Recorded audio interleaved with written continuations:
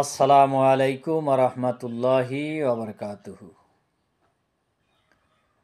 হামিদা ও মুসল্লিআ। প্রিয় বন্ধুগণ, আল্লাহ তাআলার দরবারে লাখো কোটি শুকরিয়া জানাই যেই মহান রব্বুল আলামিন একটি মহৎ উদ্দেশ্য নিয়ে এবং ভালো একটি দোয়া নিয়ে আপনাদের সামনে উপস্থিত হওয়ার তৌফিক দান করেছেন, সেই জন্যে শুকরিয়া জানাই আলহামদুলিল্লাহ। প্রিয় বন্ধুগণ, আজকে আমি আপনাদেরকে এমন একটি দোয়া শিখাবো যেই দোয়াটি যদি আপনারা পাঠ করেন বা শেখেন তাহলে দোজখ থেকে মুক্তি পাওয়া যাবে বা মুক্তি লাভ করতে পারবেন। সেই দোয়াটা আমি আপনাদেরকে আজকে শিখাবো। প্রিয় বন্ধুগণ, হযরত আবু দারদা রাদিয়াল্লাহু তাআলা আনহু হইতে বর্ণিত, হুজুর পাক সাল্লাল্লাহু আলাইহি ওয়াসাল্লাম বলেন,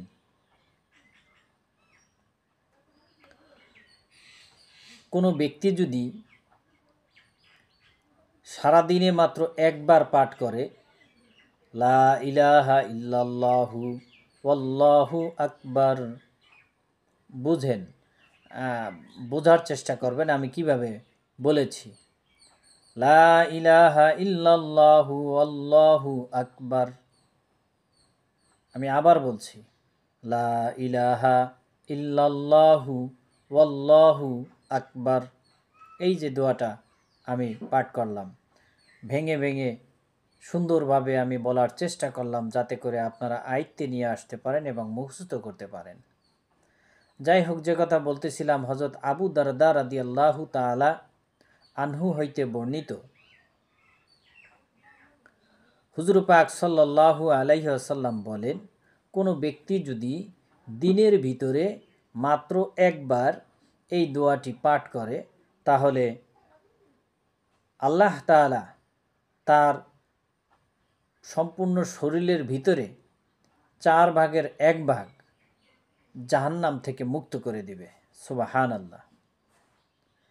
সাহাবারা জিজ্ঞাসা করে, ইয়া রাসূলুল্লাহ, ইয়া হাবিবাল্লাহ, যদি কোনো ব্যক্তি 2 বার পাঠ করে? আল্লাহ রাসূল সাল্লাল্লাহু আলাইহি সাল্লাম বলেন, যদি কোনো ব্যক্তি 2 বার পাঠ করে তাহলে তার শরীরের অর্ধেক জাহান্নাম থেকে মুক্ত হয়ে যাবে। সুবহানাল্লাহ। আল্লাহ রাসূল সেই সাথে আরও বলেন, যদি কোনো ব্যক্তি 4 বার এই দোয়াটি পাঠ করে তাহলে সেই ব্যক্তি সম্পূর্ণভাবে তার শরীর জাহান্নাম থেকে মুক্ত হয়ে যাবে। সুবহানাল্লাহ, সুবহানাল্লাহি ওয়া বিহামদিহি, সুবহানাল্লাহিল আযীম। প্রিয় বন্ধুগণ, তাতহিরুল ইনসান নামক কিতাবে বর্ণিত রয়েছে। তো আসলে আমি যে জিনিসটা আপনাদেরকে বোঝাতে চেয়েছিলাম, প্রিয় ভাই ও বন্ধুগণ, যে এই দোয়াটি পাঠ করলে যেহেতু আমাদের একবার পাঠ করলে শরীরের চতুর্থ অংশের 1 অংশ জাহান্নাম থেকে মুক্তি পাবে, 2 বার পাঠ করলে শরীরের অর্ধেক পরিমাণে জাহান্নাম থেকে মুক্ত হয়ে যাবে, যদি 4 বার পাঠ করে তাহলে সম্পূর্ণভাবে জাহান্নাম থেকে তার শরীর মুক্ত হয়ে যাবে। সুবহানাল্লাহ। তো আসলে মূল কথা হচ্ছে, আমরা যদি দিনের ভিতরে 8-10 বার করে পাঠ করতে থাকি, আর যদি সেই পাঠ করা অবস্থায় বা এই আমল জারি আছে এমত অবস্থায় যদি আমাদের মৃত্যু হয়ে যায়, তাহলে আমাদের জাহান্নামের কোনো ভয় তো আমাদের থাকবেই না, বরঞ্চ আমরা জান্নাতি হিসেবে আশাবাদ বা আশা করতে পারি। সেই সাথে আল্লাহ তাআলা বলেছেন, লা তাকনাতু মির রাহমাতিল্লাহ। প্রিয় ভাই ও বন্ধুগণ, আল্লাহ তাআলা বলেন, বান্দারা, তোমরা আমার রহমত থেকে কেউই নৈরাশ হও না। অর্থাৎ তিনি রহমানুর রহিম।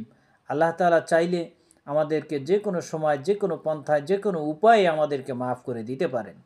তবুও আমরা বলবো যে এই যে হাদিসখানা আবু দারদা রাদিয়াল্লাহু তাআলা আনহু হইতে বর্ণিত যে হাদিসটি আমি আপনাদের সামনে বললাম, এই হাদিসটি আমাদেরকে বেশি বেশি পরিমাণে আমল করার তৌফিক আল্লাহ তাআলা দান করেন। আমিন।